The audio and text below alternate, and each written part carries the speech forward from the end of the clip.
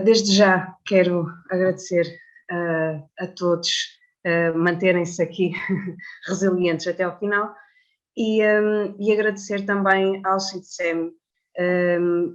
manter esta iniciativa das OICs durante todo este ano letivo e já ter aberto calls para o próximo ano, para continuarmos com esta iniciativa e trazermos aqui as nossas investigações. Também quero agradecer à doutora Joana toda a atenção prestada na organização desta sessão e a atenção de podermos ter alterado a modalidade por motivos de força maior. Cabe-me a mim fazer a apresentação desta comunicação que foi feita em parceria com o Dr. Tiago Cruz. Vamos falar aqui sobre o processo que estamos a viver para a reconstituição 3D das frases construtivas da Igreja de São João Batista da Foz do Douro e vamos então aqui elencar algumas considerações. Primeiro, devemos contextualizar, não é? A Foz do Douro é um espaço de forte vivência religiosa e cultural, localiza-se junto à Barra, sempre foi durante toda a sua diacronia um ponto de passagem, um ponto de transição, e a Igreja Paroquial reflete exatamente isso, esta questão da transição, porque reúne em si uma grande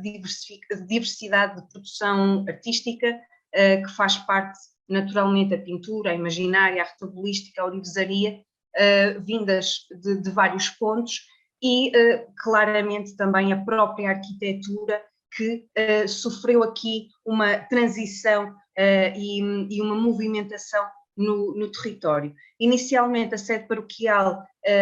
estava associada a uma ermida construída junto à Barra, que depois veio-se a perceber que se encontram os vestígios onde hoje é a nave da Igreja Renascentista, construída no século XVI e que, a partir de 1570, esta igreja vê-se encerrada pela fortaleza, que depois é construída ao longo do século XVI, XVII, intervenções também no XVIII, e de facto,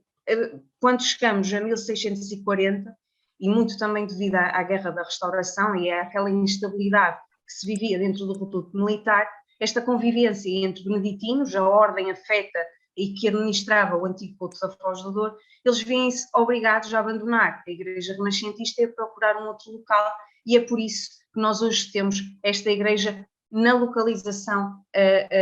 que se encontra. Não muito longe do Forte, mas numa elevação, e muito graças à doação de Frei André Marques de Almeida, de 25 de agosto de 1640, que através da documentação nós conseguimos perceber que começa por uma estrutura que acaba por ser alterada, e a igreja que nos chega então de finais já do século XVII e inícios do XVIII. No interior da igreja nós temos exatamente isto, exatamente a lembrança de todas estas camadas de história e dos elementos de produção artística, a retabolística, as imagens,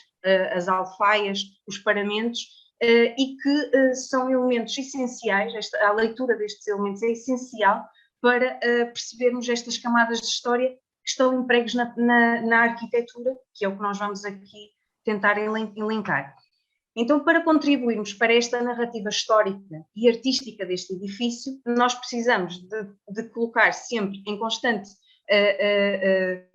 confrontação a bibliografia, a recolha documental, a análise in loco, a leitura do objeto através de registros visuais, sempre interpretando estas fontes e relacionando-as. E isto leva-nos a pensar como é que nós vamos comunicar todo este processo, não é? Este processo científico, académico, que não deve ficar apenas numa prateleira, um texto numa prateleira, mas deve ser comunicado à comunidade. E comunicar porquê? Nós só protegemos e salvaguardamos aquilo que conhecemos, e aqui invocando a linha de pensamento enunciada por Carlos Alberto Ferreira de Almeida. E temos aqui um processo de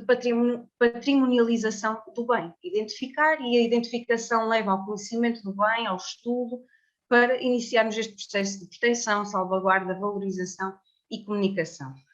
Contudo, aquilo que nós consideramos é que não se trata de um processo linear, com um início e com um fim, mas sim um processo cíclico, porque se nós, investigadores, identificamos e iniciamos este processo de proteção, salvaguarda, valorização e comunicar para a comunidade local, comunidade visitante, nós estamos a dar ferramentas a esses indivíduos para identificarem esse bem e eles próprios serem também agentes neste processo de proteção, salvaguarda, valorização e comunicação a um outro indivíduo, ou seja, a comunidade como agente, e aqui temos que ter sempre presente esse enunciado. E comunicar como? Várias formas de comunicar, nós aqui vamos cingir mais às novas tecnologias, às tecnologias digitais, e na verdade no nosso dia-a-dia nós temos cada vez mais o digital presente em todas as tarefas diárias do nosso cotidiano. E esta necessidade do imediato em tudo o que nós fazemos no nosso dia-a-dia também se prende muito na forma como nós consumimos património, e principalmente como estas novas gerações que nascem e crescem com o digital também nos incutem e nos pedem esse imediatismo, que deve ser também visto com muito cuidado. Isto porquê? Há aqui uma questão que deve ser algo de reflexão por parte do meio académico, que é a qualidade da informação que se passa através destes meios digitais. Se nós temos que relacionar cada vez mais com este mundo, adaptar a forma como comunicamos aos meios digitais, a informação que é passada também deve ser uma informação de qualidade, o que infelizmente nas nossas áreas de estudo muitas vezes não é visto, não por parte dos profissionais, mas por parte de uma comunidade de conhecedores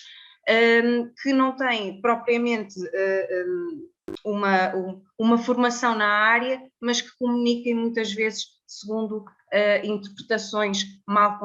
conseguidas ou informações erradas. Portanto, há que ter também aqui bastante atenção a este elemento.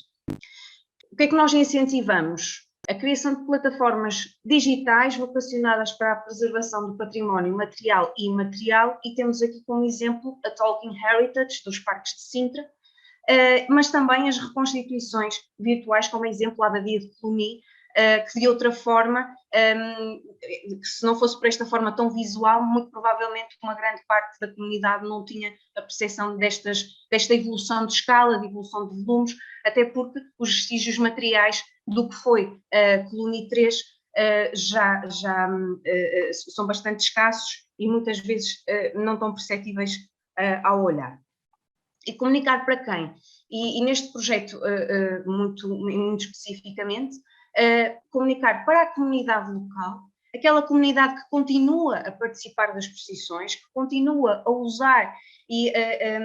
a estrutura da igreja e que identifica a própria igreja como um bem de caráter identitário da comunidade local. E esta comunidade local, percebendo essa evolução do edifício e consciencializada para esta valorização do potencial patrimonial do bem,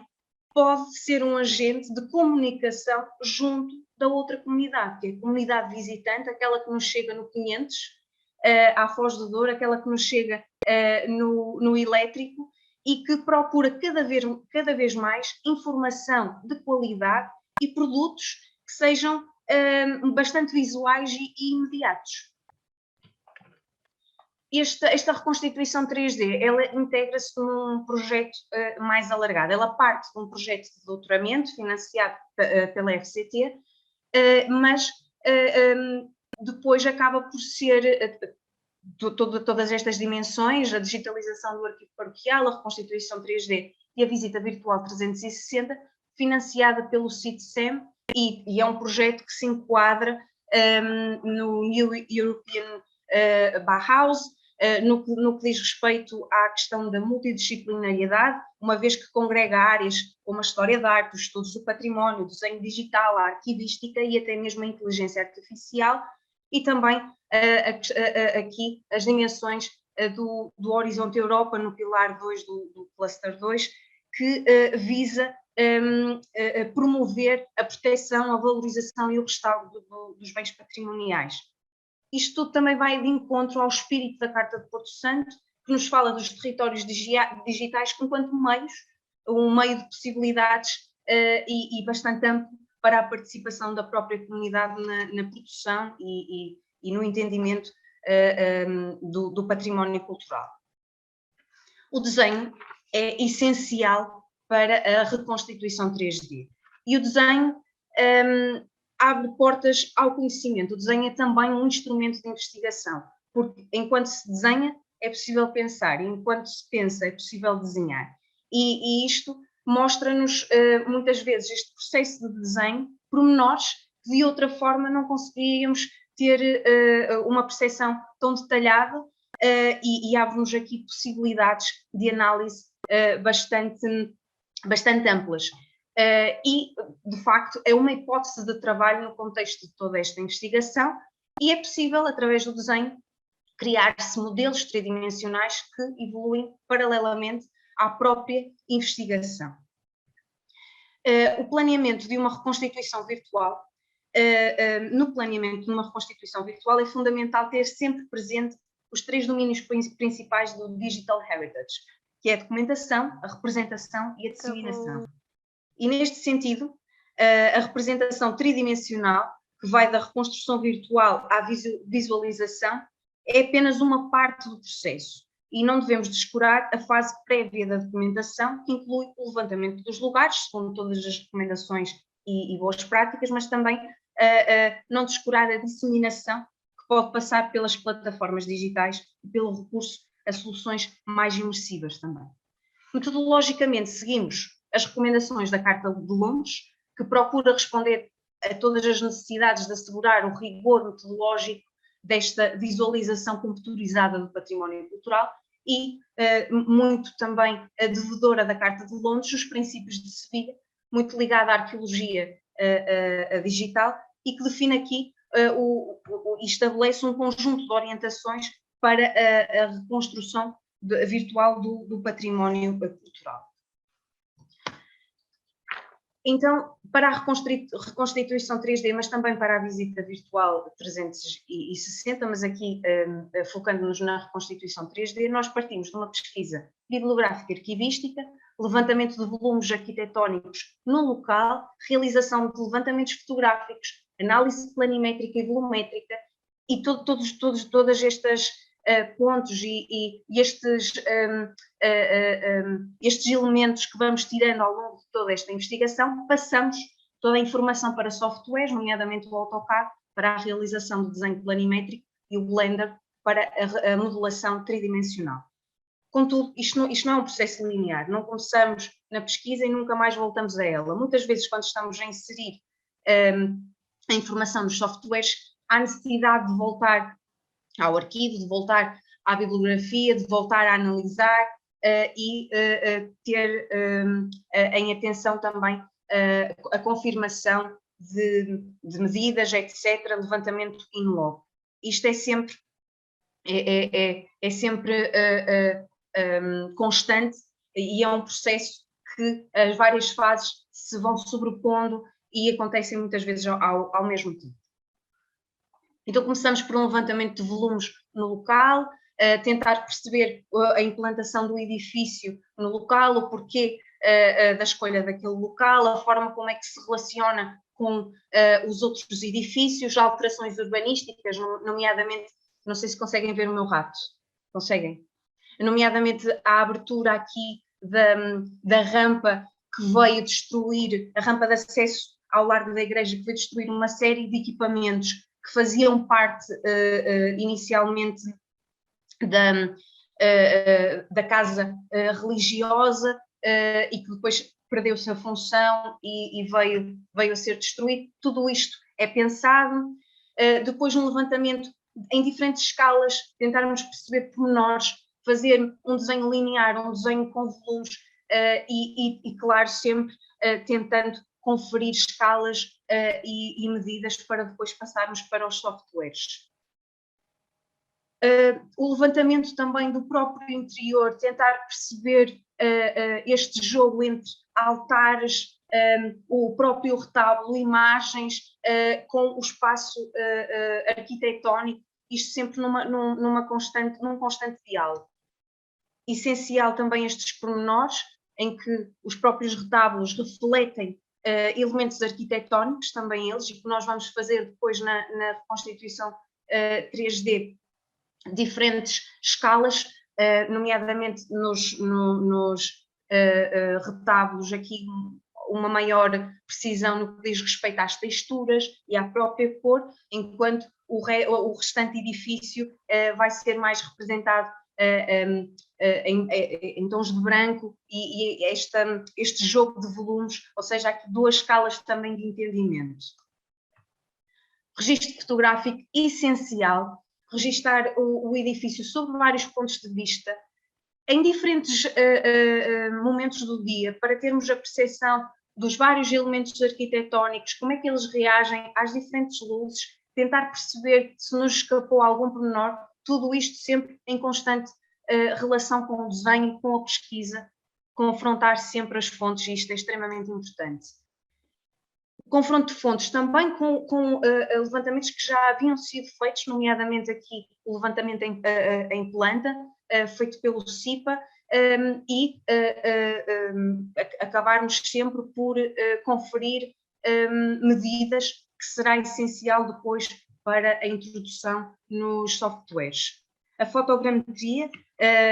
que aqui surge não como um trabalho final, mas como um processo para percebermos os vários elementos nas suas mais diversas dimensões. A fotogrametria é uma técnica de documentação geométrica desenvolvida para obter medidas reais a partir de fotografias captadas nos mais diferentes ângulos e permite reconstituir tridimensionalmente e com uma grande precisão e qualidade o objeto, não é? Neste caso, o edifício. O CAD, que já tem a ver com o desenho de plantas, alçados e cortes, que tem em conta uma grande complexidade deste conjunto e muitas vezes é necessário desenvolver várias plantas diferentes a cada momento da investigação, para perceber esta articulação entre as várias formas, e de facto é essencial para a recolha e a interpretação também da própria documentação. Como modelo, nós utilizamos o time-lapse de uma reconstituição e como inspiração, não é? Da Notre-Dame de Paris, que mostra ao visitante e ao investigador, ao observador, estas diferentes fases construtivas da própria catedral. Como encontramos documentação que nos permite elencar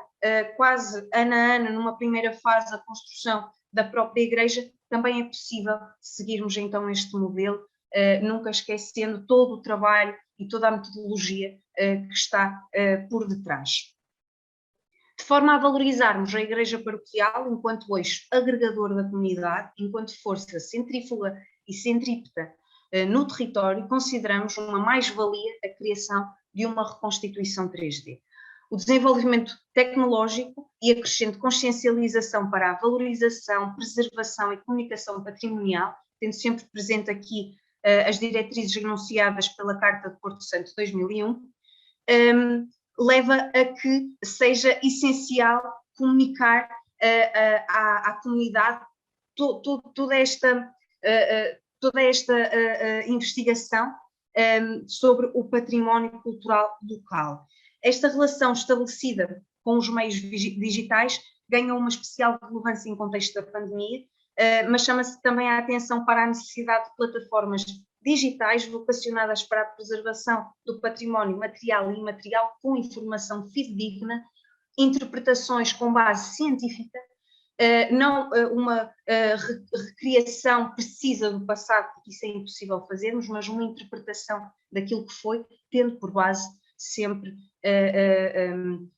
fontes e a confrontação de fontes dos mais diversos universos.